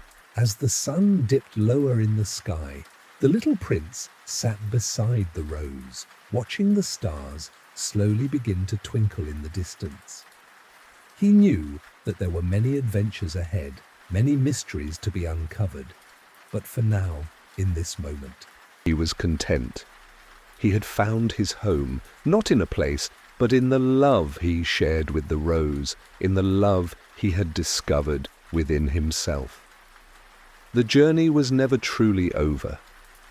It would continue, and new lessons would unfold. But now, the little prince knew that the most important part of his journey was the love he carried in his heart. No matter where he went, no matter what he encountered, that love would guide him, and it would always lead him back to the one thing that mattered most: the rose. As the stars filled the night sky, the little prince closed his eyes, feeling the warmth of the universe surrounding him. And in that peaceful moment, with the rose by his side, he drifted into a restful sleep, knowing that no matter how far he traveled or how long he journeyed, he would always find his way back home. The days passed in a quiet harmony as the little prince sat beside his rose. Each morning he would wake to the soft hum of the universe, the stars twinkling like gentle whispers, and the distant hum of the planets spinning in their endless dance. Yet, no matter the vastness of space around him, his heart remained tethered to the rose by a deep, unbreakable bond. He had found, at last, the truth he had sought for so long. The journey that had taken him across the deserts, through the forests, and across galaxies had come to an end. And though he had learned countless lessons, the one truth that stood above all was simple, yet profound. Love, real and true love, was not about possession or ownership, but about care, understanding, and time. It was the kind of love that grows stronger with every moment, every challenge, and every heartbeat. The little prince had left his rose many times, believing that he could find something more, something greater. He had believed there were other roses, other paths, other ways. But now, as he sat in the quiet shade of his tiny planet, he realized that all he had been searching for was already within him. His rose, his heart, and the love that they shared were more than enough. The rest of the universe seemed insignificant in comparison to this simple, pure connection. As the sun dipped low in the sky, painting the horizon with hues of pink and gold, the little prince turned his gaze to the stars. He had learned so much during his travels. The wise fox, the lamplighter, the geographer, and the king. They had all been guides along his journey, offering him pieces of wisdom that had helped shape his understanding of life and love. But perhaps the most important lesson had come from within himself. It was the understanding that love is not something to seek outside, but something to nurture from within. And this love, the love he had for his rose, was the key to understanding the universe itself. His heart swelled with gratitude as he turned to look at her. The rose, who had once seemed so fragile, now seemed as strong as the stars themselves. She had waited for him all this time, and in her stillness she had shown him that sometimes the most powerful love is the one that is quiet, steady, and unwavering. The little prince smiled gently as he touched the petals of his rose once more. She trembled slightly at his touch, as if recognizing the depth of his feelings. He could feel her warmth, her love, and the promise of forever in the way she leaned toward him, even in the stillness of the night. "I should have never left you," the little prince whispered, his voice soft and filled with remorse. "But I know now that I needed to. I needed to see the world, to learn about myself. Only then could I truly understand what you mean to me."